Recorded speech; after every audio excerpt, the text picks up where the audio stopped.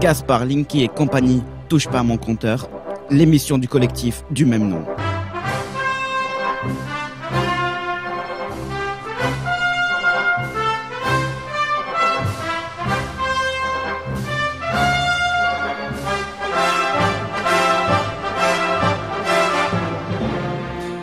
Salut à toutes et à tous, bienvenue dans l'émission Touche pas à mon compteur avec Maud Bigan. Bonjour Maud. Et bonjour Florian. Tu vas encore parler pour cette émission du coronavirus, partie 3. Oui, il y a tellement à dire qu'on ne peut pas tout dire en 20 minutes. Voilà, donc la matière dont le virus s'étend. Tu vas revenir sur les chiffres, puisqu'on arriverait à la moitié de la population chinoise qui serait en quarantaine. En quarantaine. Oui, ça fait plus de 700 millions. 700 millions pour être exact. Donc l'évolution de ce qui se passe au niveau de la Chine, la situation économique. Oui, chinoise, et du coup elle les impacte aussi sur l'ensemble du monde également. Et la manière dont les autres pays se préparent à ça. Oui, on voulait en parler la semaine dernière, puis on n'a pas eu le temps. Donc voilà, on va notamment revenir là-dessus. Alors, donc effectivement, ce virus inquiète. Après avoir eu des éléments rassurants, je ne sais pas si vous aviez suivi les réflexions de Donald Trump sur le sujet, qui disait, oh, avec le printemps qui va revenir, les températures qui vont monter, tout ça, ça va s'en aller tout seul, en gros. En fait, le dessous des cartes n'est pas du tout celui-là, puisque les Américains, derrière, commencent à se demander un petit peu, effectivement, comment ils vont faire si ça arrive chez eux. Donc il dit ça, mais il se prépare quand même. Complètement, voilà, tout à fait. Alors, vous avez, par exemple, des articles qui évoquent que les propos du directeur du CDC, c'est le Center for Disease Control. Alors, par exemple, il explique, lui, qu'il risque de devenir très répandu à travers les États-Unis et même peut-être probablement au-delà de 2020, donc ça risque de durer. Donc voilà, ça c'était ses propos du 14 février dernier. Donc rappelons que je vais vous citer tout un tas de choses. Je vous mettrai les liens sur le site stop-linky.fr, donc des liens très généralement en anglais, puisque le but du jeu ici, c'est de vous mettre à disposition une sorte de résumé un petit peu de ce que j'ai pu glaner sur tous les médias anglophones. Voilà. Et donc effectivement, on a également un listing, si vous voulez, de bases militaires, alors que, si vous voulez, le Pentagone a ordonné à un certain nombre de structures militaires américaines et Northcom, par exemple, de se préparer à une pandémie. En fait, ils ont mis en place des zones, si tu veux, de quarantaine dans les anciennes, les bases militaires existantes. Alors, on a tout un listing de 11 bases militaires. Je vous mettrai l'article également donc, sur Internet. Bon, il s'intitule, par exemple, Why is the government turning 11 military bases inside the US into quarantine camps? Ok, ça c'est Zero Hedge, donc un site très très intéressant que je vous recommande pour suivre ça s'il y en a qui parlent anglais parmi nos auditeurs. Voilà, donc l'article tout simplement que je viens de vous citer, c'est pourquoi est-ce que le gouvernement transforme 11 bases militaires à l'intérieur des États-Unis en camps de quarantaine. Donc on est très clair ici, c'est que ça c'est une constante dans tout ce que j'ai pu voir, c'est-à-dire que vous avez une très grande différence entre le discours officiel et la réalité des faits. D'où l'importance de évidemment bien pouvoir se renseigner en dehors des sentiers battus, tant qu'on peut le faire, parce qu'effectivement la censure peut s'étendre également, y compris à nos réseaux sociaux ou autres. Le site Zero Hedge, par exemple, a été court-circuité par Twitter à partir du moment où ils ont commencé à soulever le fait qu'il y avait un laboratoire P4, donc un laboratoire de haute sécurité pour traiter des virus et pathogènes extrêmement nocifs pour l'homme et qui peuvent servir d'armes biologiques à Wuhan. Donc quand ils ont mentionné ça et qu'ils ont soulevé le lièvre potentiel, qui est maintenant de plus en plus reconnu, on le retrouve dans la presse classique. Il y a même un sénateur aux États-Unis, le sénateur Cotton, qui a repris le flambeau et qui demande officiellement à la Chine de dire ce qu'il en est autour de ce laboratoire P4, etc. Vous avez quelque chose qui en fait a été soulevé par des médias alternatifs qui ont été d'abord traînés dans la boue et censurés, puisque le compte de Twitter de Zero Hedge a été supprimé, par exemple, et qui maintenant est devenu au contraire quelque chose de beaucoup plus, si vous voulez, officiel, et qui du coup est une avenue possible d'explication sur ce qui s'est passé, quoi. Voilà, donc vous avez ce genre de choses. Vous avez effectivement aussi des pays qui se préparent. J'espère que le nôtre le fait aussi. Vous en avez d'autres qui semblent faire un petit peu n'importe quoi. Excusez-moi du peu, mais au Japon, là, vous savez qu'il y a ce fameux paquebot, le Diamond Princess, là, qui était en quarantaine près avec 400 passagers, avec 3000 et quelques personnes à bord, donc passagers et équipage, et qui, il y a 14 jours, donc au moment où on enregistre cette émission, c'est-à-dire on est le jeudi 20 au moment où on enregistre cette émission, vous aviez en fait 14 jours qui s'étaient écoulés, 14 jours de quarantaine, parce qu'on a décrété que 14 jours était le délai de quarantaine en fait qui couvre l'ensemble de la période d'incubation du virus, et on a trouvé depuis que c'était faux, qu'il y avait des personnes qui pouvaient déclencher des symptômes 24 jours, jusqu'à 24 jours après l'infestation, si vous voulez, par le virus. Donc on sait qu'on libère des gens trop tôt. Déjà, ça c'est une chose. D'autre part, on a un peu une preuve, si vous voulez, du taux d'infection possible de ce virus, puisqu'il y a 14 jours de cela, puisque là, en ce moment, ils sont en train de libérer ces personnes qui étaient en quarantaine, eh bien, vous aviez une personne, un cas sur le paquebot. Et du coup, on a mis tout le monde en quarantaine. Eh bien, disons, ces cas se sont multipliés. À l'heure où je vous parle, on en repère 641. 641 personnes. On avait 400 à peu près la semaine dernière, c'est bien ça. Hein. Exactement. Donc, c'est pour vous dire comment ça évolue à une vitesse très importante. Et même sur les derniers jours, on a eu, par exemple, rien que le mercredi, donc hier, il y a eu 79 cas de plus. Alors, si tu veux, de jour à jour, on a des nouveaux cas qui se déclarent parmi les personnes qui étaient jusque-là jugées comme étant non contaminées. Alors, est-ce qu'on sait dans la façon dont ils font la quarantaine, propagent ou la quarantaine, en fait, dans le paquebot, ils étaient essentiellement dans leur cabine. Oui, voilà. Vous aviez effectivement l'air qui était recyclé de cabine en cabine, donc ça ne doit pas aider. Confiné en fait, du coup c'est compliqué. Voilà, mais ça a été l'essentiel de la stratégie jusqu'ici, ça a été d'empêcher les gens d'interagir de trop près, si tu veux. Alors ils avaient pour certains l'autorisation de sortir de temps en temps, se faire quelques pas sur le pont, les uns à tour de rôle, tu vois ce que je veux dire, mais le principe c'est pas uniquement ça, c'est qu'effectivement si tu touches la rambarde et puis qu'après il y a quelqu'un qui touche aussi, eh bien tu peux contaminer la personne par exemple. Et puis effectivement là visiblement, si tu veux, c'était absolument explosif, mais ce que ça montre c'est qu'au niveau des autorités on ne sait pas gérer ça, puisque regardez, on libère ces gens trop tôt par rapport à, en fait, l'essentiel enfin, ça peut couvrir l'essentiel de l'apparition des cas, mais il y en a qui peuvent, disons, faire apparaître des symptômes jusqu'à 24 jours après l'infestation et pas 14 jours. Et d'autre part, tous les jours, il peut y avoir de nouveaux cas. Et là, on décide de tirer un trait. On fait 14 jours après le moment où on a découvert le premier cas. Mais hier encore, d'autres personnes ont été révélées positives. Donc, de toute façon, demain, parmi les personnes libérées, il pourrait y en avoir qui, elles aussi, s'avèrent positives. Tu vois ce que je veux dire? En plus, bon, les tests sont plus ou moins fiables. Visiblement, il y a beaucoup de faux négatifs qui, en fait, devraient être positifs. Enfin, ce qui est très, très bizarre, c'est que le gouvernement japonais libère ces personnes. Et donc, la majorité des pays, donc, qui ont ces ressortissants, ont déclaré que quand ces personnes arriveraient sur leur territoire, ils les remettraient aussi en quarantaine. Sauf que dans l'intervalle, personne ne se préoccupe de comment ils vont aller du point A au point B, des vols commerciaux qu'ils vont prendre, des lieux publics dans lesquels ils vont se promener, etc. Donc on est vraiment dans un peu du grand n'importe quoi, si le but du jeu c'est vraiment de faire du...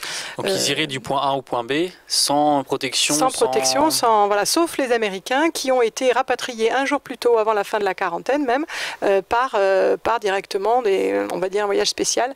Mais effectivement, il y en a qui pouvaient avoir le choix, s'ils le souhaitaient, de prendre des avions classiques. Voilà. Plutôt que des avions militaires, moins confortables, on va dire. Voilà, donc si tu veux, on est vraiment dans du grand n'importe quoi, ça c'est clair. Alors je vous mettrai des liens sur les articles qui montrent cette libération sans doute très hasardeuse des personnes. Je veux bien comprendre que ça fait un moment qu'ils sont sur le bateau et qu'ils en ont un peu assez, mais quand même, quoi. Voilà, alors la quarantaine, c'est vrai que ça a été ce que la Chine a développé comme méthode. Ça marche ou ça marche pas. On ne sait pas ce que ça serait actuellement l'épidémie s'il ne l'avait pas mis en place, ou s'il l'avait mis en place plus tôt en n'essayant pas d'étouffer, comme on l'a vu avec cet ophtalmologiste-là de Wuhan, s'ils n'avaient pas essayé d'étouffer au début, quand c'était encore très peu répandu, les voix qui tiraient la sonnette d'alarme pour dire attention à ce virus. Mais effectivement, vous avez toute une série de choses qui se passent, c'est-à-dire que vous avez, je dirais, même dans certaines zones, la loi martiale qui a été mise en place en Chine. Alors il faut bien comprendre que toutes les zones n'ont pas exactement la même politique de quarantaine. C'est-à-dire que la Chine a découpé évidemment, on va dire, son territoire en zones d'influence par le parti central, avec les antennes du parti central local, mais il y a également des comités de quartier qui prennent le relais aussi à l'intérieur de chaque ville. Et donc, en fait, on a donné une certaine autonomie un peu à chaque municipalité et à l'intérieur de chaque municipalité, à chaque quartier, pour mettre en place des règles de quarantaine qui vont donc varier grandement d'un endroit à un autre. D'où cette espèce de cacophonie que l'on reçoit, y compris par les réseaux sociaux ou par les médias classiques, de ce qui émane de Chine. C'est-à-dire que vous avez des personnes qui vont vous dire non, non, quand même, tout va bien, on peut circuler, etc. Et puis vous allez avoir des gens qui vont vous dire regardez, et j'ai des vidéos qui le montrent, où on filme par exemple depuis un balcon l'équipe tout habillée, tu sais, de pied en cap avec ses équipements de protection biologique, là, pour souder une espèce de grille devant la porte d'entrée d'un immeuble pour empêcher les gens de sortir. Du coup, ça varierait en fonction du degré de pandémie, c'est ça? Ça varierait en fonction du degré de pandémie, en fonction de la peur et des décisions des collectivités locales. Voilà. Et donc, si tu veux, par exemple, là, à Wuhan, il semble qu'il y ait beaucoup de zones qui soient complètement fermées. Donc là, ils avaient encore le droit de sortir une fois tous les 7 jours pour aller faire des courses, une personne par foyer. Là, maintenant, c'est révoqué dans beaucoup d'endroits à Wuhan et tu as interdiction de sortir. Alors, tu as des notices hallucinantes parce que tu vois interdiction de sortir, interdiction de se rassembler, de parler, etc., interdiction de descendre dans l'escalier, interdiction de fouiller dans les poubelles.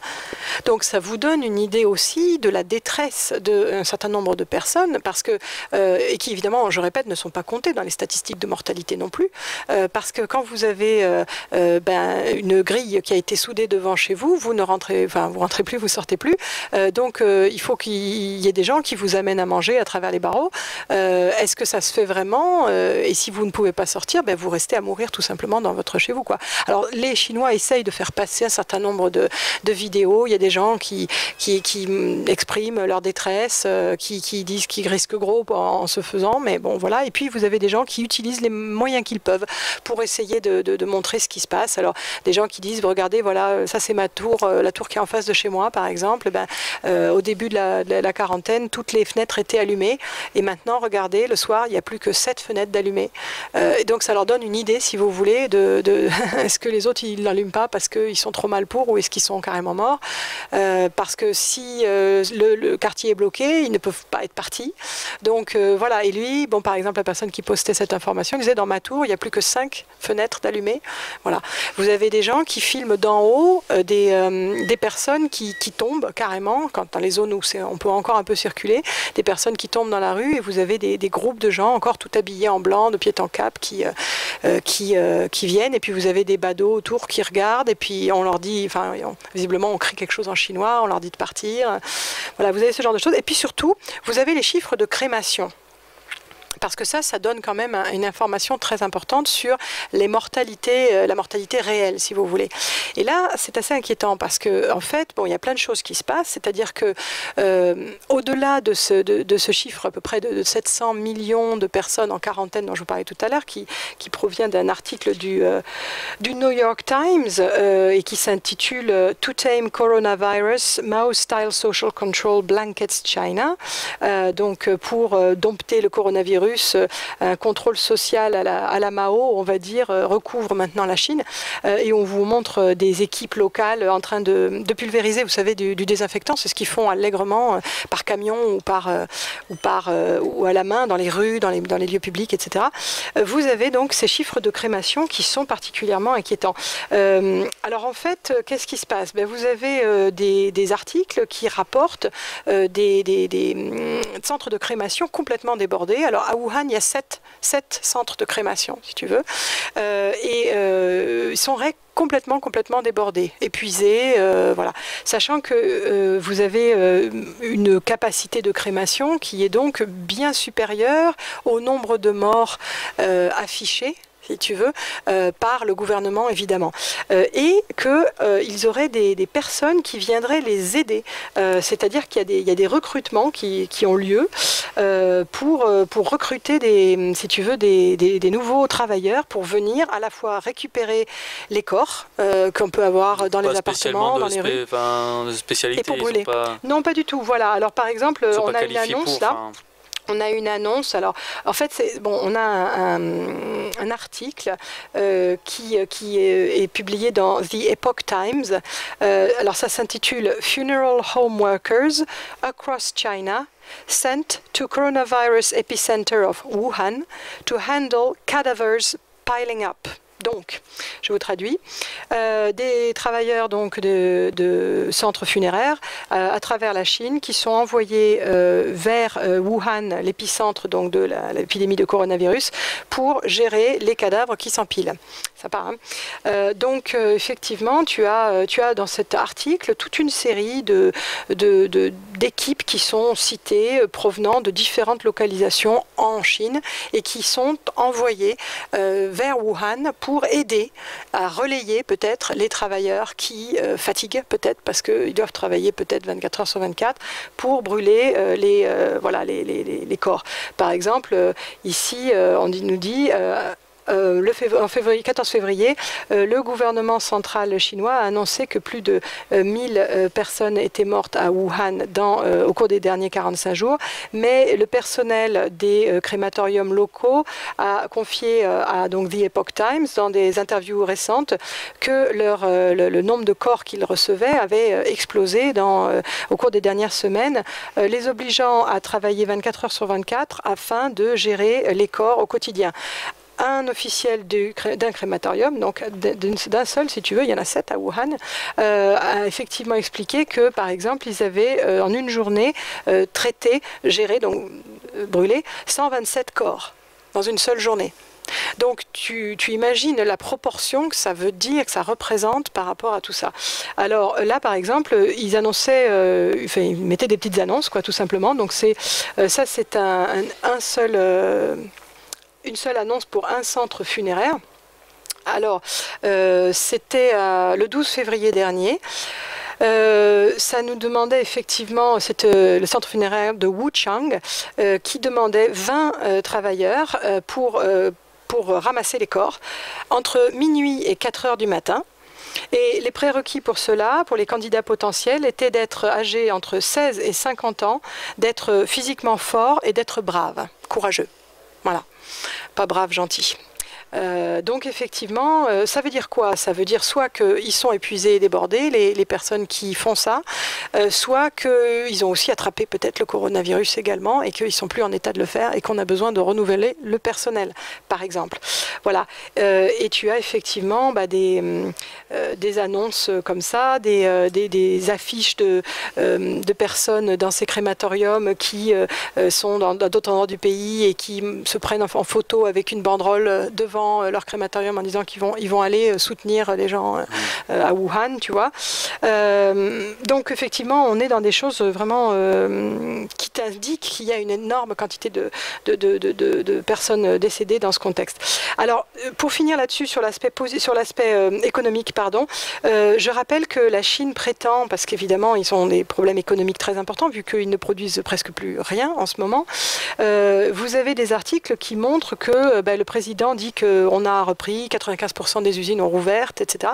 Alors, on a des cas où carrément tu as des travailleurs qui reprennent le travail, mais il y a immédiatement un cas dans une usine, donc on referme l'usine, on met l'usine en quarantaine, et les personnels qui ont des dortoirs sur place restent en quarantaine à l'usine. Alors, tu me diras, c'est tout bénéfice, comme ça, ceux qui sont encore valides, au moins, ils peuvent continuer à travailler.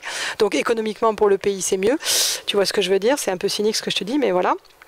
Et effectivement, là, ce qu'ils expliquent dans un article que je vous mettrai en ligne, c'est que c'est très, très, très bizarre parce que comment peut-on avoir 95% des usines qui fonctionnent, si on regarde un certain nombre de graphiques, si tu veux, alors que la congestion au niveau donc, du trafic routier est extrêmement basse, elle est à un niveau sans précédent en Chine, donc ça veut dire que les gens ne circulent pas en voiture. Les trajets en train sont aussi à un niveau extrêmement bas, donc ça veut dire qu'il y a très, très peu de travailleurs qui vont aussi travailler en train. Tu as également les niveaux de consommation du charbon, qui sont à des niveaux extrêmement bas et en plateau depuis ce fameux Nouvel An chinois, donc ça n'a pas repris après le Nouvel An chinois. Pareil pour les pics de pollution, tu n'as pas de pic de pollution, tu es extrêmement bas aussi au niveau pollution. Donc là, il y a des choses qui ne cadrent pas au niveau des chiffres avec le discours officiel. Et donc ce qui est très important, c'est de comprendre qu'on est dans quelque chose de très contagieux qui semble toucher beaucoup plus les hommes que les femmes d'ailleurs, beaucoup plus les fumeurs que les non-fumeurs, parce qu'ils ont plus de ces fameux récepteurs dont je vous parlais la semaine dernière, les récepteurs à coronavirus dans les poumons, qui semblent se développer avec la fumée du tabac aussi, donc la réaction du corps. Et ça semble toucher très peu les enfants également. Allez savoir si les enfants sont moins contaminés par d'autres choses et moins plombés par des fragilités que les adultes. Voilà.